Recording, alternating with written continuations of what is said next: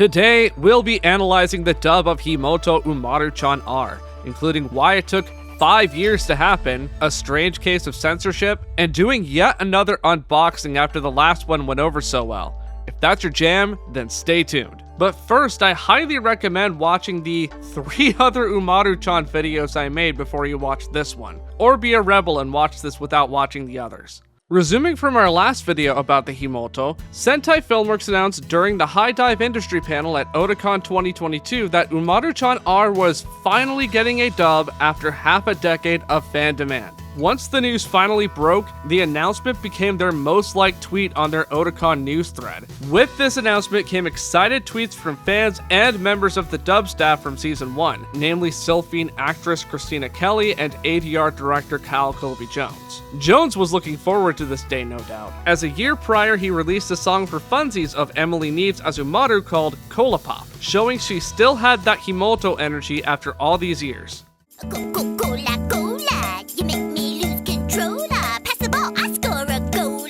Give a listen to the full version on his YouTube channel. Link is on screen and in the description. Umaru-chan's American Blu-ray debut was announced as Sentai's release slate for January 2032. Going pretty far ahead there, Sentai. Okay, they later corrected the typo to show it's not in the distant future, but instead the not too distant future. Still, American fans could expect to get their hands on the long-awaited release of Umaru-chan R on Blu-ray on January 10th, 2023. But wait, there's more! A bit over a year after the standard set, Umaru-chan R got a premium box set on February 20th, 2024. Not sure why it took so long. So fans had to wait for the Blu-ray to hear Umaru and friends speak English for the first time in half a decade, right? Wrong! Umaru-chan R's dub received an early release on Sentai streaming service HIDIVE. Yes, this includes North America. Amazon didn't stand in the way of us Americans enjoying Umaru-chan R this time. The release date was confirmed on November 16th, 2022. And, surprise, all 12 episodes of the dub were going to launch a week following the announcement, dropping November 23rd. The article about the dub's debut also had a cast list. Fans were delighted to see that everyone on the main cast was returning, from Emily Neves as Umaru to Jason Douglas as Bomber. What's more, as suggested by his tweet about the comeback of the Himouto, Kyle Colby-Jones would be returning to the ADR director and writer's seat. Everyone is here! Remember Season 1's dub announcement had the core cast and a few miscellaneous voices listed with unspecified roles? Yeah, this announcement had a cast list for every single role. And there are 93 roles, some actors being cast for more than one. That's a lot of roles. All but a few nameless characters' voices from Season 1's dub reprised their roles for another round of Himouto fun. But of course, there are new named characters in Umaru-chan R too. Starting with the most prominent newcomer to the series, Kira Vincent Davis played the bread-loving little sister Hikari Kongo. No need to pretend, you can just lounge around as always. The one you call brother, he is now my big brother. Huh? He is my big brother, understand? Nana Ebina's chef older brother Koichiro Ebina was played by Bryson Bogus. You will address me as chef in the kitchen, and while in this kitchen, the chef's word is absolute. Do I make myself clear, gentlemen? Bogus did not play the younger incarnation of his character seen in a flashback though, instead being played by Blake Jackson, who got to use a southern accent. Nah, of course not. Now don't be silly. Ain't nothing but a heat stroke. And you haven't eaten, so your body's all weak. Eat up now, you hear? And, what the hell, one more for shits and giggles. Sylphine's mom, Miki Tachibana, was played by Joanne Bonasso. Don't you look wonderful? Such a tangible feeling of fierce feminine power. Newcomers to the background voices of Umaru's world include Andrew Love, Shannon D. Reed, and Annie Wilde. Oh, and of course, John Swayze returned to voice a few new characters too. Fun fact, not counting Hong Kong-based dubbers, John Swayze has had a voice actor profile in the most episodes of English version files, this one being number 6. Let me know in the comments if you can name the other 5 episodes he's in. Test your knowledge of these videos. Awesome, so the main cast was reprising their roles and the dub was launching ahead of the Blu-ray via streaming. But there's still one unanswered question. Why the hell did it take so long for Umaru-chan R to get an English dub? Sentai stated in the announcement article that there were quote-unquote many behind-the-scenes reasons why Umaru and her pals had to wait 5 years to continue speaking English, but the team never gave up on making it finally happen. Let's discuss the grander scope of Umaru-chan R's failure, and maybe that will help us understand some of these quote-unquote behind-the-scenes reasons. Last time we discussed how the deck was stacked against Umaru-chan R with its release in the West, but we can go even deeper. I brought this up briefly in the last video, but consider Umaru's exclusivity to HIDIVE internationally. HIDIVE was still new at the time, and even today doesn't have the same brand recognition or user base as competitor Crunchyroll and former competitor Funimation before the two merged. HIDIVE also didn't, and still doesn't, have as much of a library, the main appeal obviously being those sweet Sentai exclusives. The show probably would have done better, even slightly, if it was a HIDIVE exclusive in North America and the anime strike debacle never happened, especially considering how much cheaper a HIDIVE subscription was in comparison. Even if Umaru had her second season debut on Crunchyroll, it faced stark competition, as pointed out in the comments on my last video by viewer DylanBun7714.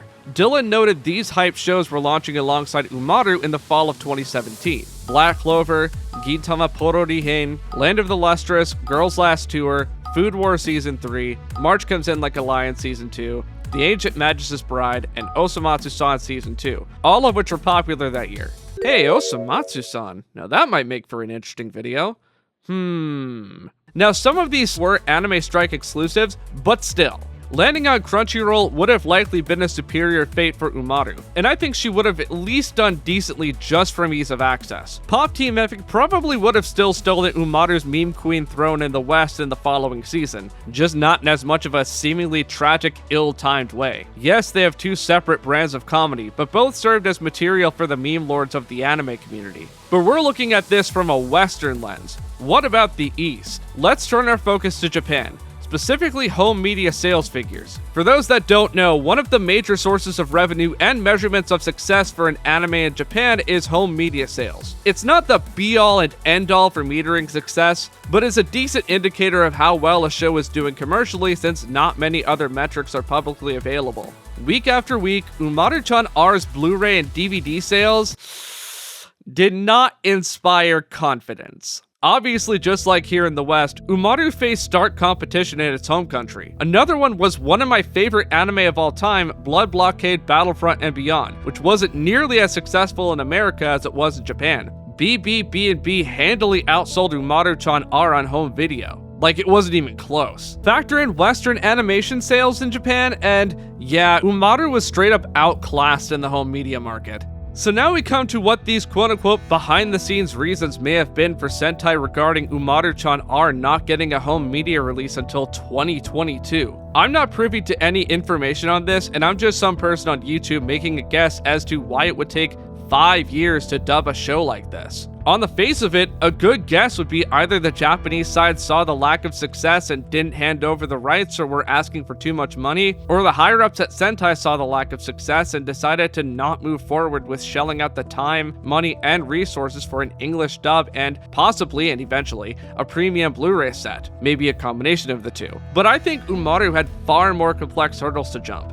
To add to this, let's analyze what became of the other shows Sentai licensed for Anime Strike. They all received English dubs and/or Blu-ray releases, including some licensed after airing on Anime Strike. This adds to the mystery and further causes me to guess that Umaru was a way more complicated case than it seems, especially considering Umaru's first outing already had an English dub and home video release. You'd think it would save Sentai a lot of time and be in their interest to release, considering 1. Umaru already had a fan base, and 2. Most of the characters for a dub were already cast, right? We may never know the full details, but whatever the reasons may have been, Umaru-chan's second season was at last getting its long-awaited English audio track. So did the cast still have that magic from season 1, or did it disappear over the span of 5 years? Emily Neves got that Butters, Cartman, Dexter, little brother Neves hybrid voice down pat come this new project, sounding even better than she did in season 1. She even expanded her repertoire of Umaru voices, like Sherlock Umaru here having a British accent. Well, this is quite the interesting start, yes? I shall pay close attention to all the clues and figure out the culprit. Sarah Ornelas as Nana, sounds quite different from her season 1 outing, although I'll admit it sounds more natural for her.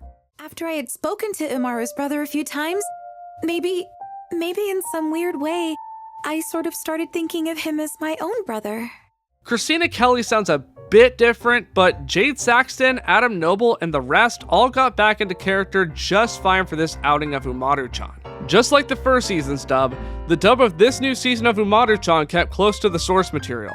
Well, in all cases but one, but hang tight, we'll get to that odd case of censorship. So to bolt through a few things carried over from the subs, Alex calls Umaru sensei, Sylphine finally says indeed, which is weird she didn't say it in the season 1 dub, and many of the pop culture and cultural changes from the subs are present in the dub too, although a few were altered or omitted for reasons like dialogue consistency and lip flaps. All other changes from season 1 apply here too, such as the translation notes being taken from the subs. With that time-saving explanation out of the way, let's discuss the vignette with censorship to which I've been alluding.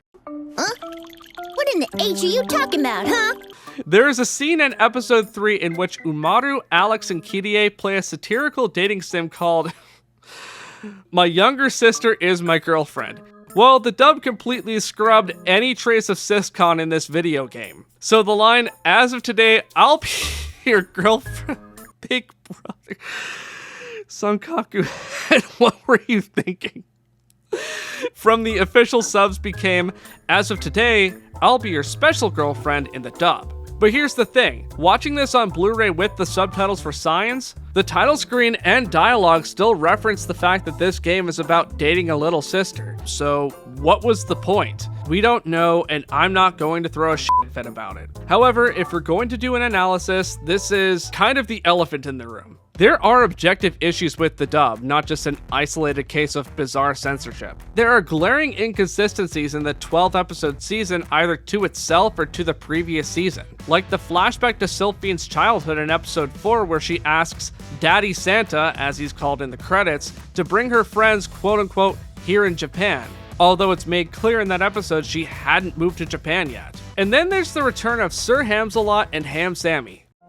Hello there, Hamjuro, Hamsaburo. Hold on, what?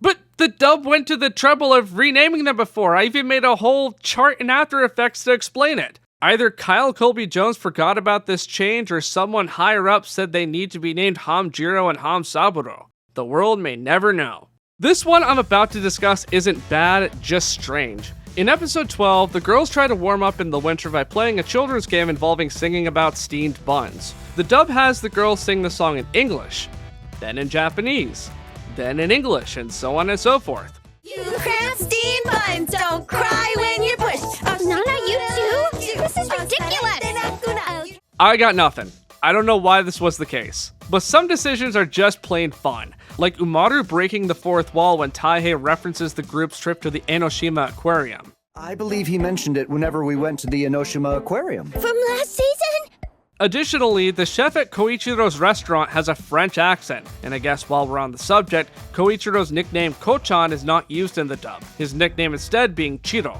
Well, that analysis went by quicker than I thought. I mean, there wasn't much to say that I didn't already when discussing the dub of Season 1 and subs of Season 2. I felt the script was fun at points, but felt maybe a bit drier than the first season. The direction was still on point, Umaru and company still had that chaotic, humorous energy like before. I'd say this is an alright dub overall, especially considering it had been such a long time since the team last touched this property. Actually, there is one more thing to note. The audio quality of the dub on streaming is awful. It sounds so flat. But thankfully, the Blu-ray blessed us with lossless audio, so the dub sounds crystal clear just like Season 1's dub. And that leads us to this, the premium box set unboxing. Now, the clearest difference right off the bat compared to the Season 1 set is the shape. Unlike Season 1's award-winning Himouto shaped box, What a sentence. Umaru-chan R's opted to use a standard box, the cover being taken from the LE release of Volume 1 in Japan. It's considerably smaller, but also looks nicer on a shelf. Season 1's box kept the discs in jewel cases, but this set uses a standard Blu-ray case with a limited edition cover and a separate box to carry the physical bonuses. By this point, Sentai had retired producing DVDs, so there are only Blu-rays in the set, both with adorable art on the discs. Additionally, there is no soundtrack CD, which makes sense as much of the music is the same as Season 1. We'll talk a bit more about the Blu-ray's contents in a bit. Like the Season 1 bonus box, Umaru-chan R's bonus box has art of the characters looking like toys, specifically Ebina on one side and Umaru on the other. These can be found on 2 of the limited edition Japanese Blu-ray releases. Also like Season 1, it's kind of a pain to open the bonus box without damaging the packaging, but thankfully I only got a minor dent in the big opening tab. Now for the bonuses. First up, we've got a sticker set. Don't mind the change in scenery, I shot this later in the day. I'll make a dedicated setup for unboxing soon, so once the seal is open, you'll see there is not 1, but 6 sticker sets, all of them being from the 6 Japanese limited edition Blu-ray sets, and, of course, translated into English. There's one for Umaru, Kirie, Sylphinford, Hikari, Ebina, I think this one stuck to another page when I was showing them off, and then all the little sisters. Very cute, very amusing. Next, we've got an eye mask. Whoops, it's upside down. I like the pixel art design on this. Very nice. And as you probably saw, it was folded so it fits in the box. Last, we've got a quote-unquote cheap cleat for your potato chips. Obviously a reference to how Umaru says it in the dub. Unfortunately, as seen here, with the smaller box came less bonuses than the Season 1 set. But still, it's nice to see Sentai made a special set for the Himouto's return. Now as for the Blu-rays, yes, they have the same high-def picture quality and lossless audio as the predecessor, but there is a severe lack of bonus features. Last season had Japanese commentary tracks, Japanese commercials, and even the Banquet Monday's Daranama specials, but this had nothing really, just the standard creditless opening and ending plus Sentai trailers. And I can't fault Sentai entirely. As far as I could tell, R didn't get all that many bonuses like Season 1. Maybe the stuff that was produced like commercials were unavailable to license, or maybe Sentai didn't want to spend the time and money to license them and also subtitle them. Regardless, I would have loved to hear an English dub commentary track, as there were none of those in Season 1, but I digress. After 5 years of, okay, let's be generous and say patiently waiting, what did the fans and critics think of this outing of Umaru speaking English? And what about the Blu-ray itself, premium edition or otherwise? To kick things off here from when the dub was released on HIDIVE, Nathan Herring of Bubble Blabber gave the show a 5 out of 10. Herring was not charmed by the show's shift in focus like other reviewers were back in 2017 and 2018, stating the show is, quote, about on par with Season 1, unquote, which he apparently also didn't care for. The consistent quality also applied to his thoughts on the dub. However, he did pan the dub having occasional lines that, quote, try too hard to sound hip, unquote, claiming the lines will age poorly. Moving on to reviews of the Blu-ray, Neil Lombard of Blu-ray.com gave the standard set a 3 out of 5, lauding the release's sharp picture quality and lossless audio, giving both sections a 4.5 out of 5. He also appreciated the show itself, calling it, quote, an entertaining and enjoyable comedy series, unquote. The weak point of the set to him was the lack of bonus features, referring to it as quote-unquote bare bones. As for the dub, he didn't really comment on it. He only mentioned it with the excellent fidelity of the audio tracks. And lastly, Nir Regev of The Natural Aristocrat, or Aristocrat the Natural according to the logo, also reviewed the standard release, seconding Lombard's high praise of the picture and audio quality but going far more in-depth talking about the dub. Regev cited Emily Neves as the, quote, standout dub voice actress, unquote, in Umaru-chan R, praising her ability to swap seamlessly between Umaru's personas. Unlike myself, who didn't care much for Hikari's dub voice, not a slight at Vincent Davis as an actress, I just felt she didn't fit Hikari, Regev notes Kira Vincent Davis was, quote-unquote, casted well as Hikari. The one dub performance he didn't particularly care for is Adam Noble as Taihei, calling it, quote, solid but not particularly unique in delivery, unquote. Regev gave the Blu-ray set 5 out of 5 stars. As for fans on social media, people were demanding it for years, and did people just forget about it? Am I losing my mind? Or just not looking in the right places? I mean, It was nominated for an award, but that seemed to be it.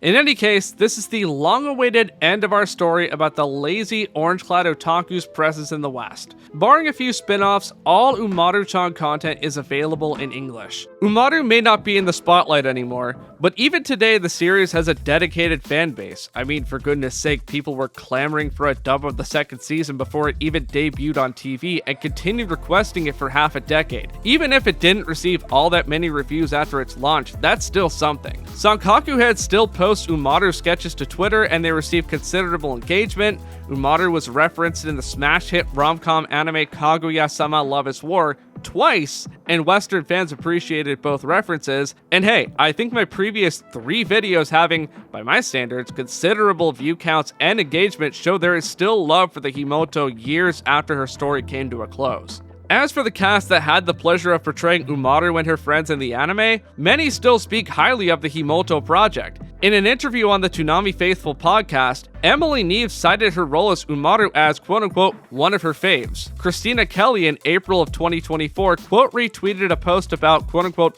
old school Christina Kelly, that's a painful sentence, Kelly saying that she loved playing Sylphine. And I don't think I need to mention Kyle Colby Jones still praising the show and saying how fun it was. Umaru's time is over, but she is not forgotten, and her short time in the anime spotlight is still fondly remembered by many, and reviled by others, but hey, it's proof she left an impression. If you want to experience Himouto Umaru-chan yourself, as of this recording, HIDIVE hosts both seasons of the anime for streaming, dub and sub. Amazon Prime has R on streaming, just sub. Fandango has the Japanese version of Season 1 for digital purchase, and Sentai Filmworks released both seasons on home video, although you may need to look on the secondhand market for Season 1 since it was so long ago. The manga is available on all major digital platforms and is, as far as I'm aware, readily available from booksellers, although for the older volumes you may need to look on Amazon or something. For those abroad, you'll need to check your region's storefronts for the second season, because as far as I can tell, there is still no release of Umaru-chan R in Europe and Australia.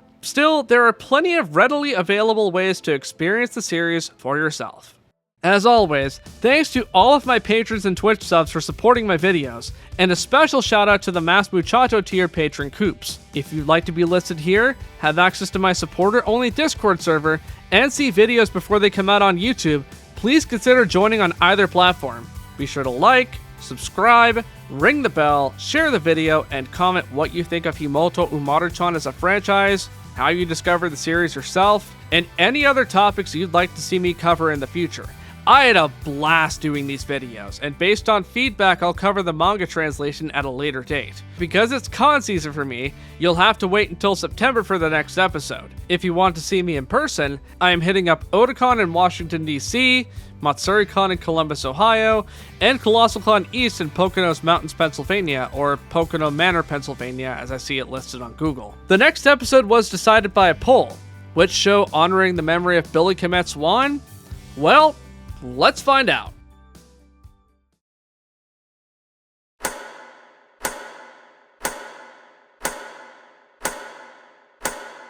Yeah, it wasn't even close.